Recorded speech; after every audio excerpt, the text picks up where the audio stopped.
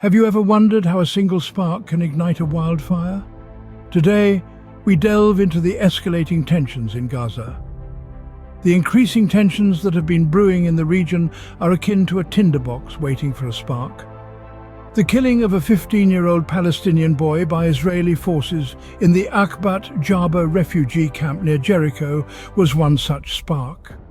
The Israeli military stated they had raided the camp with the intent to arrest a terror suspect, but instead found themselves surrounded by violent riots. The situation escalated further with Israeli police conducting raids on the Al-Aqsa Mosque in Jerusalem, a site of profound religious significance. This was met with a fierce response as rockets were launched into Israeli territory. In retaliation, Israel responded with strikes of their own. Attacks grew in intensity and frequency, with a vehicle targeting tourists in Tel Aviv and a shooting in the West Bank that resulted in the death of two sisters and their mother.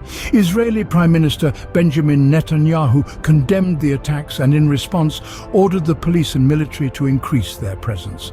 However, this move seemed to only fuel the fire, leading to thousands of Israeli settlers marching to an illegal settler outpost in the West Bank.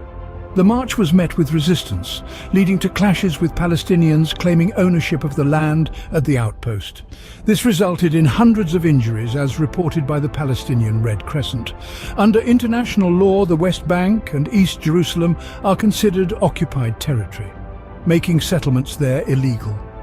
The march was condemned by Palestinian Authority President Mahmoud Abbas, who called for intervention by the US government. With tensions mounting, the stage was set for a tragic incident that would shock the world. In the midst of chaos, hospitals are supposed to be sanctuaries, but what happens when even these places of healing are not safe? In the shadow of escalating tensions, a hospital and an ambulance in Gaza found themselves under attack. In the blink of an eye, a nurse and an ambulance driver lost their lives. An essential lifeline, an oxygen station, was severely damaged. The sanctity of these spaces, these hubs of healing and care, was shattered. This was not an isolated incident. It was part of a broader narrative, a symptom of a conflict that has grown increasingly volatile. Hospitals, places designed to preserve life, were now being targeted, their walls bearing the scars of the conflict. Doctors Without Borders, an organization that has been supporting the Indonesian hospital and Nasser hospital in Gaza since 2021 and 2011, respectively, called for healthcare facilities to be respected as sanctuaries. They implored all parties involved to remember the crucial role these facilities play. These are not just buildings, they are places where lives are saved, where hope is restored. They should not be the backdrop for violence. Yet, despite these pleas, the violence continued. The attack on the hospital and ambulance in Gaza was not just an attack on a building or a vehicle. It was an attack on the very fabric of humanity. It was an attack on the principles that underline our civilization. That healthcare facilities, those places where we fight for life, should always be protected, should always be safe. This attack marked a severe escalation in the hostilities between Israel and Gaza. It was a stark reminder of the human cost of conflict, a grim testament to the tragedy that unfolds when the places we turn to for healing become targets in a war.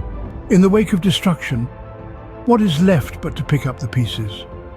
The hospital attack was just the beginning of a series of catastrophic events that would further escalate the conflict between Israel and Gaza. The attack on the hospital, resulting in the death of a nurse and an ambulance driver, marked a grim turning point in hostilities.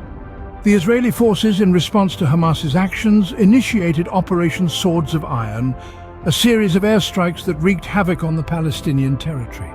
The airstrikes were not limited to military targets, but also struck hospitals and healthcare facilities, causing significant damage and further exacerbating the already dire situation for the Palestinians. These airstrikes resulted in a staggering number of casualties. According to the Palestinian Health Ministry, at least 200 people lost their lives in the ensuing chaos. The real number, some fear, could be much higher. In the midst of this, Israel declared a state of war. Prime Minister Benjamin Netanyahu addressed the nation, stating that they were at war and that Hamas had launched a surprise attack. This declaration only added fuel to the fire, sparking further violence and loss. In response, Hamas, the governing body in Gaza, launched further attacks on Israel. These attacks resulted in over 1,400 deaths in Israel, marking a new height in the conflict's brutality. This cycle of violence served only to deepen the chasm between the two parties, with each side blaming the other for the escalating conflict and the devastating loss of life. The aftermath of the hospital attack and the subsequent airstrikes laid bare the harsh realities of war, with innocent civilians caught in the crossfire and healthcare facilities turned into battlegrounds.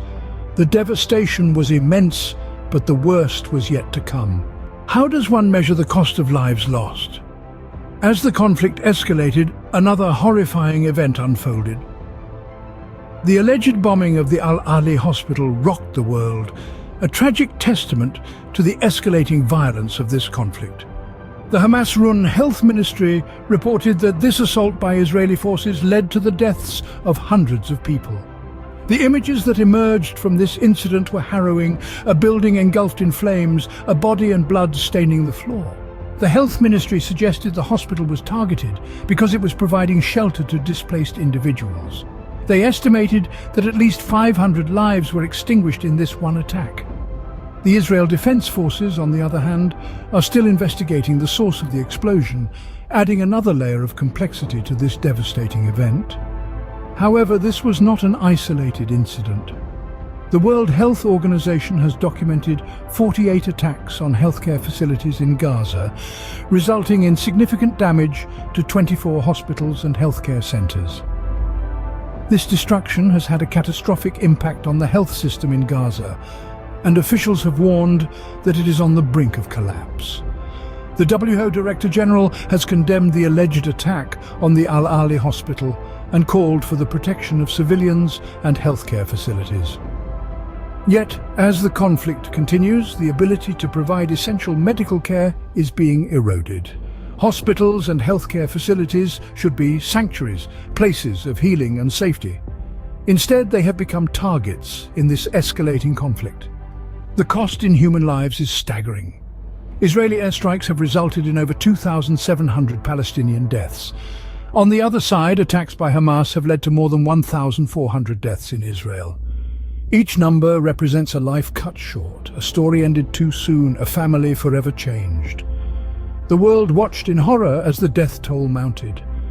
As we navigate the complexities of this conflict, one thing is clear: the human cost is immeasurable, and the impact on healthcare in Gaza could have lasting consequences for years to come.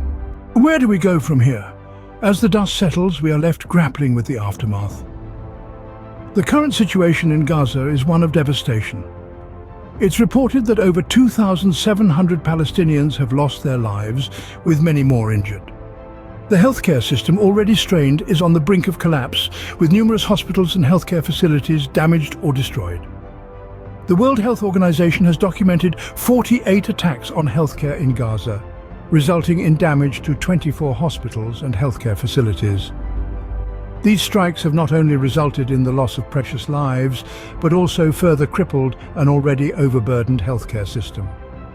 The international community has voiced its concern and condemnation. Doctors Without Borders, for instance, has called for respect for healthcare facilities as sanctuaries, a sentiment echoed by the World Health Organization. The United Nations, too, has documented the relentless attacks on healthcare in Gaza. Yet, the violence continues, and with it, the suffering of innocent civilians. The Israeli-Palestinian conflict is a long-standing and deeply rooted issue, with a history that stretches back for decades. These recent events, however, have brought it into sharp focus once again. The destruction, the loss of life, the violation of sanctuaries such as hospitals, these are not just numbers or headlines. They represent real people, real lives, and a real need for change. Reflecting on these events, we must ask ourselves, what does the future hold for Gaza, for Israel, and for the broader Israeli-Palestinian conflict? The cycle of violence and retaliation seems to perpetuate itself with no end in sight. Yet one cannot lose hope. As we look to the future, we must remember the lessons of the past. Only through understanding can we hope to prevent such tragedies from happening again.